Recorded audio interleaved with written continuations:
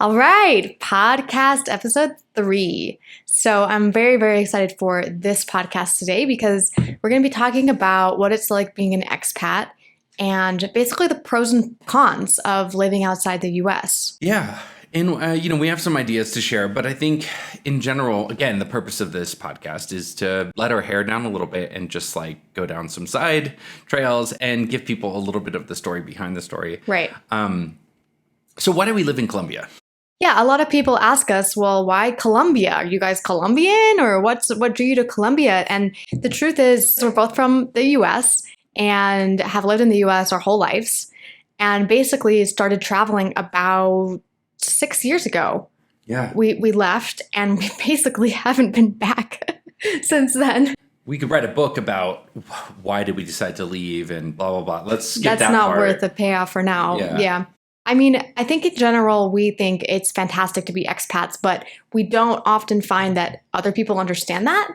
I think they think that it's somehow a downgrade to live outside of your home country. It's all over the place, right? Yeah. I think there's a lot of people who mistakenly think that it's more expensive to live abroad than it is. And of course, if you go to Paris, it is, right? I mean, you could choose a place that is more expensive.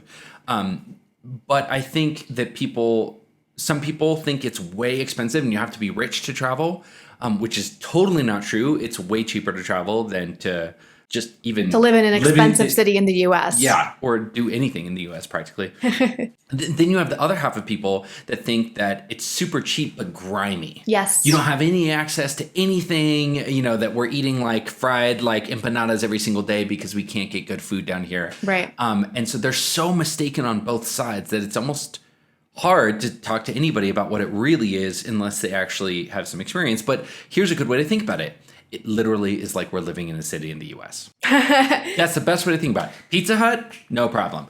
Fancy Italian food, no problem. 5-star, Yeah, I think that's why I'm so excited to record this episode is because this gives us the space and the platform to actually talk about what it is like for us because we never know who's going to have those misconceptions. And I mean, we also want to talk about the downsides because honestly, we had to really struggle to think of some downsides, but there are obvious downsides. So we wanted to talk about what we see are the downsides. And honestly, we also why we consider ourselves expats now, because we used to only consider ourselves digital nomads. There's a difference. What's the difference? The difference is now we're actually established in one city. So we think of Medellin as our jumping off point. And we do post-pandemic, we'll start to travel more. But really before when we were digital nomads, we didn't have a home base. Yeah, we were permanently living bags. out of our bags. Yeah. Which and now we do. Cool. But it's really cool. Yeah. I don't think I know anybody who's a digital nomad for longer than 5 years. Usually more like 2 or 3. Yeah, you just it gets get it tiring. out of your system, and then you're like, it'd be really nice to be able to have things again. Have things. Cool. Okay, so let's move through it, right? Yes. Okay, should we talk first about why I think people should at least consider being a digital nomad? Yeah, or should we get into our pros and cons? Well, I think the pros really are leading. They're very descriptive of why people should consider the more expat nomad sort of lifestyle. Yeah, and I'm super biased here. I think if you have a job where you could live from anywhere, if you won't even consider it, you're a fool. Right. So let's just say I have a real opinion here. Unless, you have inherited generational wealth and you have literally no reason if you're to trying build to your get own. your hustle on and build wealth and you won't consider geoarbitrage and living abroad, then you are a fool. Now, if you consider it and you decide not to, then you're great. That's fine. But for people who just knee-jerk will not even consider living abroad, I think it's and just we have a lot foolish. of friends like that. So why? Well, first and foremost, because of geoarbitrage. There's just a unique ability, and again, books have been written on this. I'm not going to go into it. Look it up. But there is just this ability to make money in dollars and spend it in pesos. And it's not just about the currency. It's also about buying power. That's mostly about the buying power. Yes. Exactly. And so just by moving abroad to another city, typically, it depends on the city, but most other cities outside the US, you have much more buying power. So services are much more affordable. So you can get things like we have help around the house and cooks and cleaners, people who come to cut our hair, anything, masseuses, anything you think of that's a service. So let's give people an idea. So anywhere between 4 to 10 times the buying power. So for example, going out to a restaurant, it is about 1/4 as expensive as the same meal would have cost in LA, San Francisco, New York City, or any other. Yeah, this is Medellin, Colombia. We're talking about Medellin, Colombia. When it comes to healthcare, you're looking at 10 to 12 times the savings, right? Because healthcare is so inflated and artificially pumped up in the United States. And people, again, a topic I could go on, but I won't. People just don't realize how inflated the cost of healthcare is in the US until you go somewhere else. Or they think that because it's lower priced, it must be lower quality. And that's, again, something that we have. And we believed that. The first time I went into a hospital in Thailand, I was like, oh my God, like we have to get some dental work done. Like this is going to be so weird. Like things going to be dirty. Like, are they going to know what they're doing? Yeah. And I got to tell you, it was like the best healthcare experience of my life. I remember exactly what you're talking about. It was like going to the Apple store. You know, when you go into the Apple store and it's so clean and somebody walks right up to you and they're like, how can I help you? And then they follow you through the whole experience. They're like, no, I'll be the person who helps you through. It's like literally what healthcare should be. And people in the United States do not understand that healthcare is both cheaper and better in other countries. Yes, way better. And until you experience it, I get it. People will probably listen to this and be like, no, they're lying or they have some extra. And I'm like, you know what? You're freaking lost because like the healthcare here is so good. Yes. And I've experienced the insides and outsides of hospitals in about 4 or 5 different states in the US, and they were all about the same. Yeah. The Thailand experience, for example, it was like you said, there was a lady who spoke perfect English who greeted us at the entrance to the hospital. By the way, we didn't have an appointment.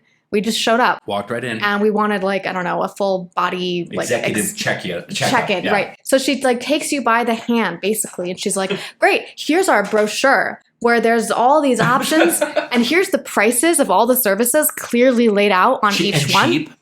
Cheap. Super affordable. We didn't have any insurance. No. We just paid out of pocket for their best platinum thing. And I think it cost $100. It came with like lunch. And so during the lunch break, remember how they escorted us downstairs to their version of a cafeteria, which was more like a fancy restaurant where there was like the most delicious Asian food.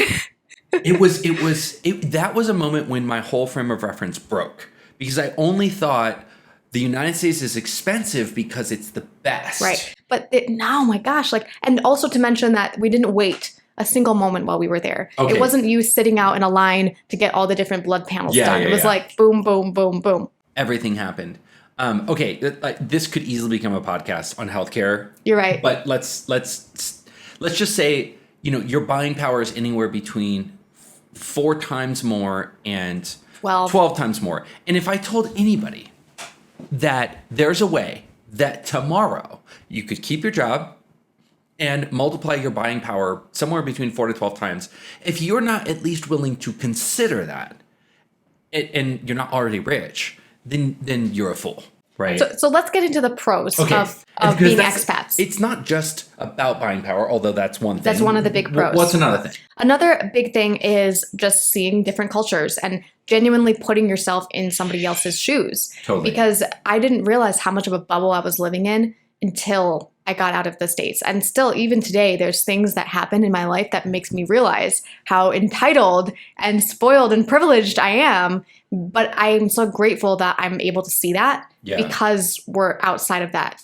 bubble. You see so many sides of it. Like my friend Marlon went and lived in Africa. And one of the things he said is he was like, Africa is so badly served by this like babies with flies in their eyes image. He's like, they are poor. Don't get me wrong. Like these are the poorest people I've ever seen. But they are also the happiest people that I've ever seen. And so like simultaneously living in Colombia, having the Venezuela disaster happening right next to us, you are seeing people's lives shattered. And yet, so you're seeing like how privileged we are. We are literally here in Colombia, not just rich, but super rich. Mm-hmm. But you're also seeing people with nothing who are still happy, who are still giving, who are still part of their community. They're not broken by any stretch of the imagination. They're not victims. So again, another whole podcast topic, but you just get to travel and see different cultures and not just snap a photo, but genuinely get to know people, get to learn the language. It's much different. when you're a tourist, you're only doing touristy things. You're staying in a hotel. You're not meeting locals. You're not settling into the lifestyle. Yeah. When you're an expat, you are living a different lifestyle. Totally. And I think going along with that, because now we have our daughter, Genevieve, we also have the opportunity for her to have that more global education. Totally. And there's just, I think it's such a huge privilege for her just to be able to be raised where you're not in that like US bubble. Now, flip side of that is there's certain things about this culture we wouldn't want her to absorb too deeply. True. So without getting into what those would be, right. You know, we still have the ability. We're not here permanently. We're not like, we never say forever. No. So when we bought this house, we said 10 years. And we're about 3 years into that 10-year stretch. And who knows what the future will bring. Maybe we'll stay longer. Maybe we'll like bail earlier. But we thought 10 years was a fair time to say, hey, we're going to settle down, absorb Colombia, and be here for a 10-year stretch. And Medellin, I feel so comfortable for Gigi absorbing all of the values that a 10-year-old would absorb in this culture. Yes. And I think to go along with that, the biggest reason that I love being an expat is that we have so much access to help and services and in terms of people's labor in the house. So things that would be very expensive in the US are much, much more affordable here. Like give some examples. Well, for example, we have a cook who actually lives with us in the house. And I can't imagine how much money we'd have to make in the US to have like a gourmet cook. She used to own a bakery in Venezuela. So she is like high level. And she just cooks for us. She cooks for the baby. She does so much more. She does light cleaning. Yeah, she helps with everything around the house and basically keeps the house running for us. I mean, and that frees up so much of our time. Stupid things like, you know, we have to work from home and the doorbell is just always ringing. Like there's for the the dog walker's coming. Somebody needs to drop off milk or eggs. They're very social here, so sometimes they'll just come up and say hi and ring the doorbell. It's like just having somebody answer the door, frankly, like is such a value when you're working from home because it's just ringing all the time. Right. So, I mean, that having the dog walker, we have a border collie, and I don't have 4 hours a day, which is the recommended amount that a border collie should be exercising a day. It's like we just don't have the 4 hours. Don't have the 4 hours, and so being able to hire somebody and who's a professional dog walker, by the way, very organized. I've never seen such a professional dog walker. Who takes her out and gives her that means that we have a really happy dog. It's just so many different things that when they add up feel very luxurious. Yes, for sure. And then just other things like we're actually learning a second language, which I know a lot of people grew up, where that was normal, but in the US, it's highly unusual to actually speak a second language fluently. Yeah. And Demir and I are both like that. So this is our chance to actually learn a different language and speak it with fluency. Yeah, I mean, and not to mention that Gigi will be effortlessly fluent. Effortlessly. Right? And that's just so valuable for me to give that to her. Yes, totally. But not for nothing, she's a Colombian citizen. Right. I mean, like, not to get like onto a touchy subject, everybody talks about anchor babies in the US, like people going to the US and having a baby so they can get citizenship. Well, like we sort of did that here, Right. But like, well, she's a dual citizen. She's a dual citizen. Yeah. But I mean, we talked about Geoarbitrage, but not for nothing, like, I think we once calculated our monthly burn rate over the course of a year in LA. This was a year, mind you, when we weren't going to restaurants, like very abstemious about all of our spending, and we were spending about $6,000 a month just to like live at that very bottom level of existence. And here, it's about how much?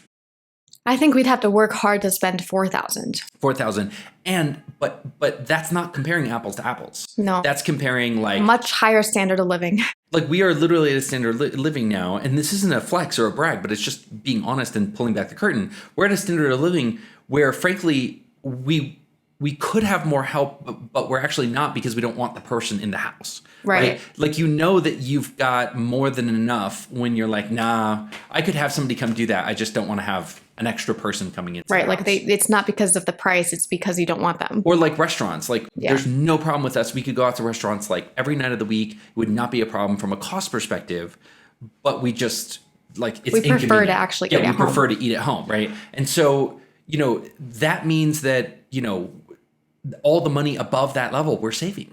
Yeah, I think that's obvious. I think your number one value of being an expat is that geo-arbitrage, right? Well, geo-arbitrage means so much. It means quality of life. It means like we have more cognitive load to apply to our work instead of focusing on folding laundry or whatever. But yes, I mean, at the end of the day, it all adds up at the end of the day to having more in your bank account. Do you remember when we first left the United States, one of the first places we went to was Bali. And I remember we were making nothing on the business at that point. I mean, but our cost of living went from like $6,000 down to $800 a month in Bali because we were like, we didn't have a kid at that point. Like we were like pretty tight. We tightened the belt. And I remember after a couple months, you were like, there's something wrong with our finances. I was like, oh no. Like, what's wrong? And she's like, no, there's too much money here. There's too much money in our bank account. Why is there so much money in our... Why is there so much money here? Like, I must be forgetting something. It really was the first... That first moment we were like, oh, yeah, when you have enough, you don't just keep increasing your desires. Like, when your desires are filled, you don't need to constantly spend for that. And then you can actually accrue some money in your bank account. Yeah. So... yeah, savings is an off-gas. I think for me, the number one pro, because I grew up in Michigan, all right? So the number one pro for me is the weather. Yeah. Because here in Medellin, it's about 73 degrees year-round, and there's very few fluctuations in that. I mean, even in LA, we were living on the coast, and so there's that really cold wind. I sound like so spoiled talking about this. But there's like this cold wind that takes over the LA, city. Man, I'll say it. Like, we had the fire going. Yeah, and I was wearing like jackets. And yeah, I'm just not into it. I'm used to feeling perpetually cold. And finally here in Medellin, I'm comfortable. Yeah, yeah. I mean, what about, okay, like bonus round, like what is the most unexpected and surprising thing that you found, like positive thing about being an expat?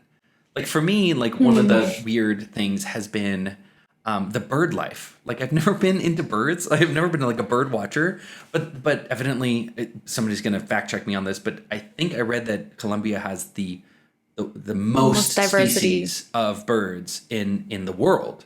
And you can see it literally, like there's parrots that come and sit on this ledge, and it's such a random small thing, but it means that there's the fact that we live in a city, but there's wildlife in the city, like abundant wildlife, is pretty cool. Really unexpected and cool. Yeah, and for a big city, Medellin's not a small city. It's like 4 million people. Yeah. So for me, I think the most surprising thing about being an expat is that there is still an ability for me to find other people like me in the city. So we have a friends group, a mom's group of other people who are also expats, and you can basically stay as much inside your expat bubble as you want.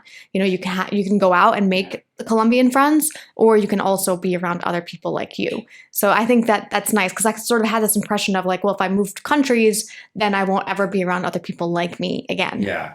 And in fact, I just to add to that, I would say, oh gosh, I'm going to get some hate mail for this one, but like, sometimes there were certain cities we lived in the United States, won't mention where, that the people were great, but boring as bricks. Right. Like living boring lives, interested in what I thought were boring things. And here, like, I can guarantee you, like, they might be eccentric, but like, you're not going to get boring people who decide to up and move to like a different country. Like, they might be really eccentric and weird. That's the problem we tend to have with like friends here. They're like super weird? Eccentric. They're super weird. They're really extreme. Not like, oh gosh, this person only wants to like play Xbox all day.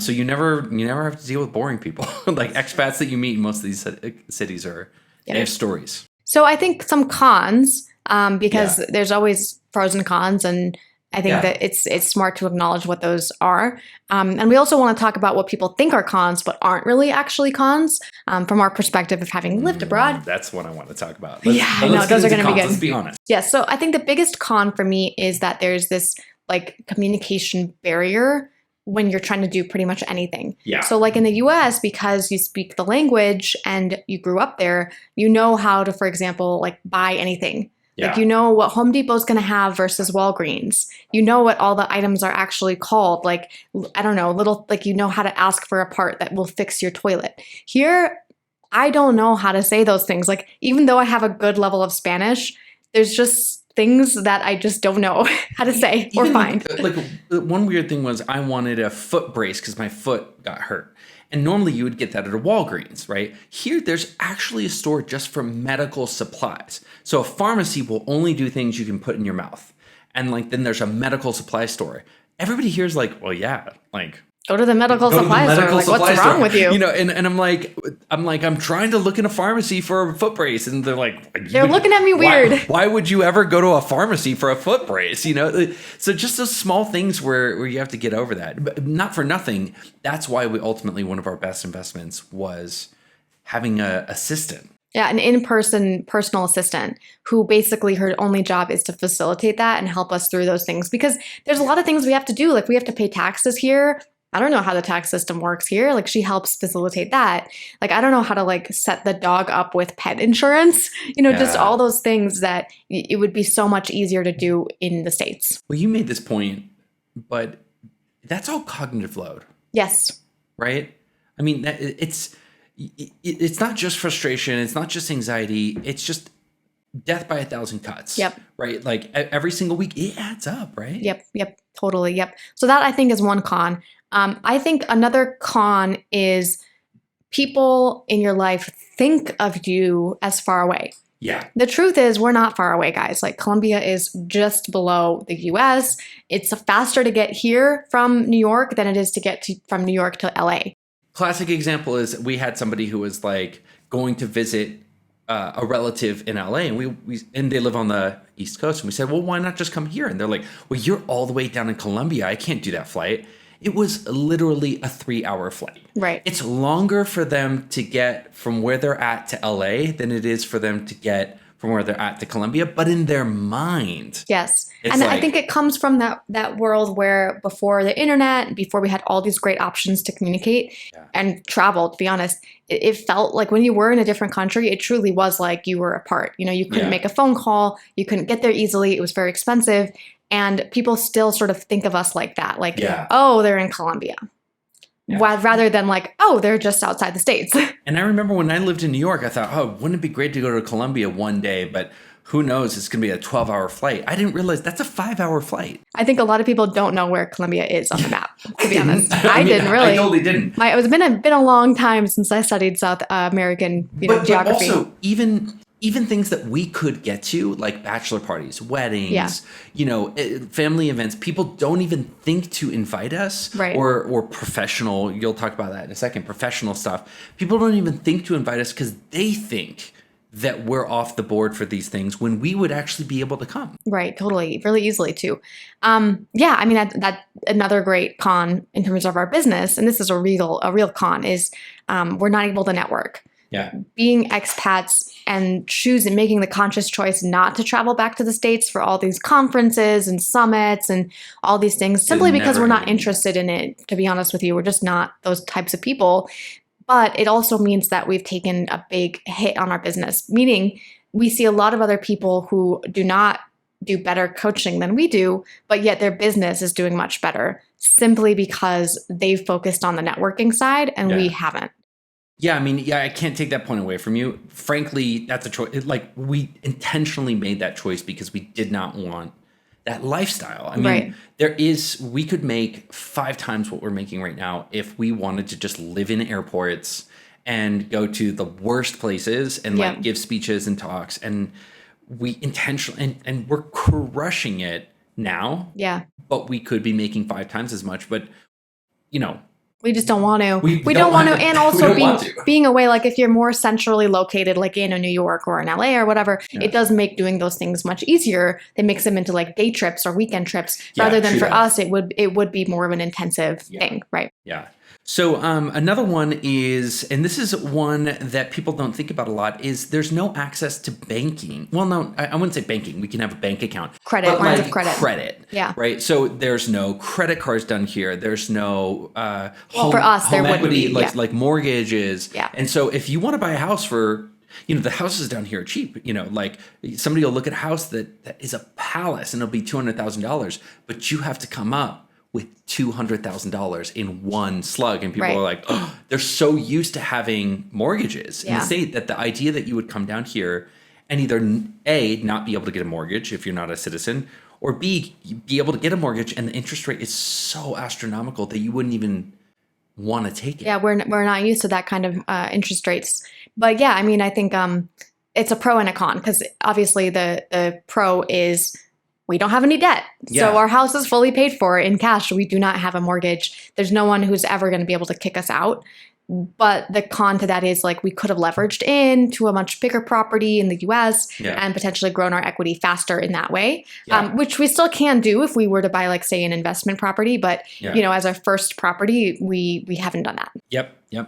And, I'll skip that one and let you take the driver's license. But like creature comforts, like Taco Bell and Costco and just, Cinnabon, like once in a while you have like a real tooth for like, I don't know, you just get a flavor for like, God, I would kill for some, what was that sandwich shop that you like? Jimmy John's. Jimmy John's, Such a Midwestern thing. Oh my goodness, but like sometimes we'll both like be like Taco Bell or In-N-Out Burger, although the burgers here are pretty good. True. But yeah, man, nothing replaces some of those things that you grew up with. And if they just don't have them, they just don't. Oh no, can I tell you what's worse? Is when they have them here, but they've changed the formula. Oh, I know. And it doesn't taste. It's like when you order Domino's, like, and you're like, this isn't Domino's. This isn't Domino's. What's wrong with you? Or they had, for a while down here, they had that donut shop, the Krispy Kreme. Oh, yeah. But it didn't taste at all like Krispy Kreme. No, they changed it. But it looked like it. So you kept eating it thinking, oh, maybe the next one will taste like Krispy Kreme. Which Demir actually tried to get them to tell him what time they made the donuts so that he could get there and get one fresh. But like they were trained not to tell people the time. And so, yeah, they kind of stonewalled you on that one. Yeah. Do you want to take the driver's license one? Yep. One thing is we don't have a driver's license here because we would have to get completely recertified, which is like a very extensive process here. And it's also really expensive just to own a car. So that's one thing. I mean, we don't really want to own a car, but it is a con, I think, of living abroad. And some countries it's easier to get a license or you don't need one or whatever. But yeah, it's a con. I'm gonna get a license. I mean, is the PS to this. I will go through Eventually the whole process we'll do of getting a license so that we can just rent a car. Yeah. But we're not gonna own a car. We've done the math 6 ways from Sunday. It's weirdly expensive here to own a car. Yeah. So I would say my number one con would be that, and this is weird, and I don't want to get too deep into the philosophy. I actually don't feel at all like I've abandoned U.S. society.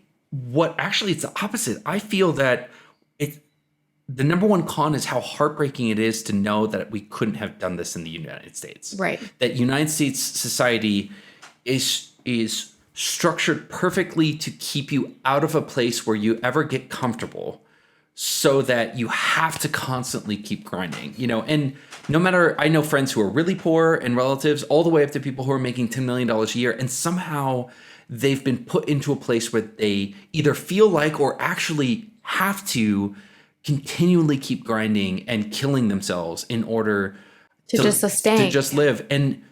And I think we tell ourselves all of these lies when we're in the States, like, oh, it doesn't matter. It doesn't get any better. Oh, well, if I made more money and had more help, I would just want other things. It's like, no, man, like there is a level at which you can just, work 30 great hours and really, provide good value to other people, but not feel that there's that gun to your head. Or worse, when you and I were starting out in LA, the down payment to a house in LA was what this house cost, Right. So like just getting onto the ladder of wealth building and forming a new household and having a lifestyle that doesn't make you want to jump off a building, like is nigh on impossible, if not fully impossible. And so people, and we'll get into this in a second, what people think the cons are, but they're not. A lot of people think that, that I must feel unpatriotic for like abandoning the States. And I feel like it's quite the opposite. I feel like the States has sort of abandoned its own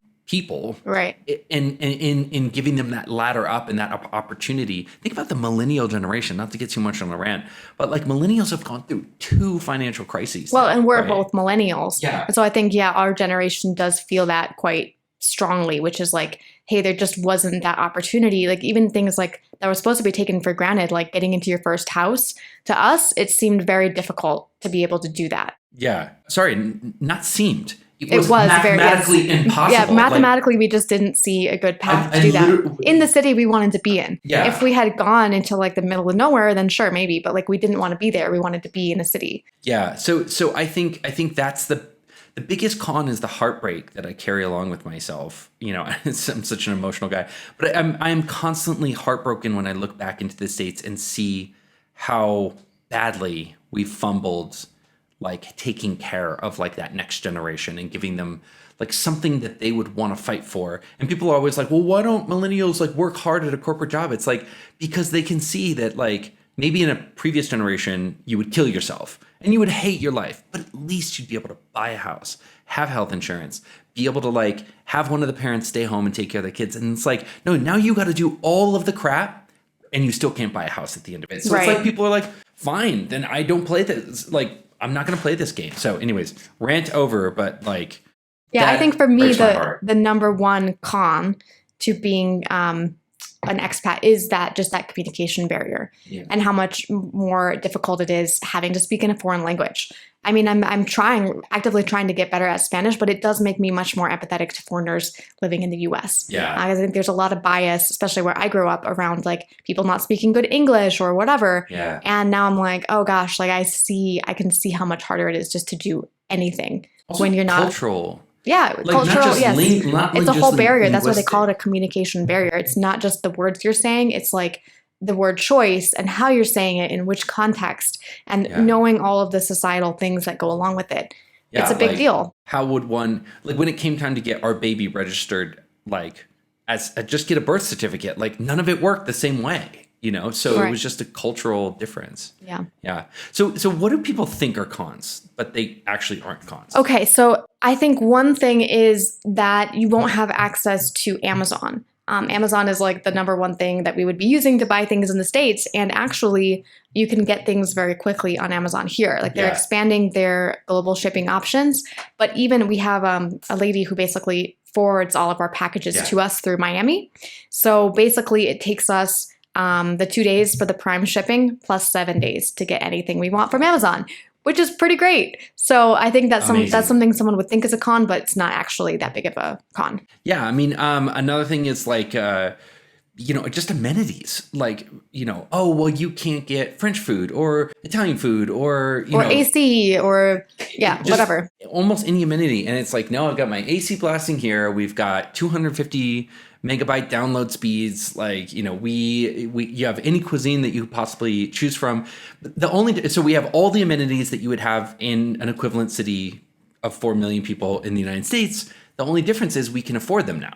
Right. We can actually partake in them instead of like rationing it out little by little. I think the number one thing that when people come visit us here is just like that we hear all the time is like, well, this is just like living in the United States. I didn't realize that, so except with better weather. Yeah, except with better weather all the time. Yes, I think, and to go along with that, I think something people think, and actually we've had friends tell us this, is like, well, you're not a patriot if you don't actually live in the States. Yeah. And so I think there's that stigma around leaving as if you're somehow like bailing on your fellow countrymen or your country if you're not there. I roll my eyes at this, but it's real. Like people don't do it because they feel like what they're doing is abandoning. Yeah. They're abandoning ship. Like, right. It's unsavable. Like, it's unsalvageable. So I'm out of here. Right. Because but the truth is, I think that this has made us more civically minded. Weirdly enough, right? We've increased our status. We've been able to grow our business. We now give much more money to organizations back in the States and nonprofits who are doing good work than we ever would have been able to if we were still in the States. And I think it makes you a little bit more globally minded, so you can really see. By the way, we still watch American news, so we get that here in Colombia. I know that's surprising. People are like, "Oh, you knew about that?" It's like we have the exact same internet access that you do. Yes. So it's actually made us, I think, more patriotic in a weird way because we have that global mindset. Ironically, yes. And you heard my rant a second ago, but like I'm very focused now more than I ever have been on trying to do what I can to engage the system so that we can actually like really continue the American dream for the next generation. Like there's something, and like I'm gonna hold myself back from this rant, but like I will just say that we probably talk more about the United States and we think more about our civic duty and what we're going to do to contribute take more back, action on it. And we spend way more, multitudes more money like giving back than we ever did when we lived in the States. And again, that was just because we didn't have any money to give in the States. You know, like, so part of the wealth building that we've done by moving abroad has allowed us to give something back. So yeah, and other things like people think, oh, well, you're abroad, so like how can you vote? And the amazing thing about today is you can vote anyway. You can mail in your vote. What actually we did was we were able to vote online. So like staying connected has been much easier than I think people think it will be. Newsflash for people, there is a perfectly designed system for people voting online and like verifying by mail. Yeah. And it is called military and overseas voting. Yeah, we have a lot of military people who still want to vote. Like, exactly, yeah. When we did it online, we had an easier time voting online using the military overseas system than people did voting in like literally going down the street and voting at their local. Oh my gosh, it's so much easier. It's like so much less time too to take to vote. So yeah, I think those are the primary. And of course, we had talked about the healthcare. People think like, oh, well, I'd have to be in the US or Canada to get the medicine I need or to get this procedure done. And the truth is, it is much easier in almost every other country to get the medical attention you need. And it's probably going to be better medical attention. Yeah. Yeah. I mean, I think final thought on this. You know, for me, I think the most important thing that I want people to take away from this is that don't make excuses if it's something you want to do. If you don't care, I mean, first of all, if you're still listening to this and you don't care, then probably can spend your time on something better. But if you have wanted to do this and you have a curiosity about living abroad, or you really could afford to multiply your buying power by 4 to 12 times, right? And you wouldn't mind living abroad to do so, then you should think about it, right? Yeah. It is not a fix-all, but it fixes a lot. Some of the hairiest problems that people have could be fixed. I'll just give one example. I had a woman who was the breadwinner for her house because her husband was older than her and had gotten injured and had to retire and take disability earlier. And he was technically supposed to be like sort of the I guess the mom, Mr. Mom, but then he ended up coming down with like this really terrible disease. And so instead of having 5 kids, and they had 5 kids. So instead of having 5 kids, now she had basically 6 kids, and she was supposed to take care of a sick husband and 5 kids. And she was just like, I don't know how I'm going to do it. Like, and I just said, well, why not move abroad? Like, why not go to Mexico? I mean, if you just changed your latitude a couple clicks, you would be able to, on your same income, hire all the help to take care of your husband. You know, the medical bills wouldn't be flooding you. You'd be able to have like all of the resources that you needed to manage this. And what's interesting is there was literally not one reason that this person could come up with to not do it. It was just a reflexive feeling that was not an option. Yeah, because you feel so like embedded and ingrained in your culture. And I think what we've learned is that you can still have that. You can still have that familiar feeling in another place. Because there's the truth is we're so blessed to be in a time when there's a ton of expats like, in so many countries, but you're going to be able to find your tribe wherever you go. And I mean, if you don't vibe with a place, like you just don't, like then you leave, you know? Yeah. But like I think the biggest cost is not trying. Yeah. So, I mean, if you're out there and you're even remotely curious about it, then we would definitely put our stamp of approval. We love it. We're not planning to change it anytime soon. What do you think? Final thought? Yeah, I think if you guys have questions too, like more you want to hear about our expat lifestyle, we would love to answer. So please comment with those. Yeah. Like here's a prompt. Like if you were going to move abroad, what is the place that, you know, piques your curiosity the most? Yeah. Hit us up in the comments. We want to hear about it. All right, cool.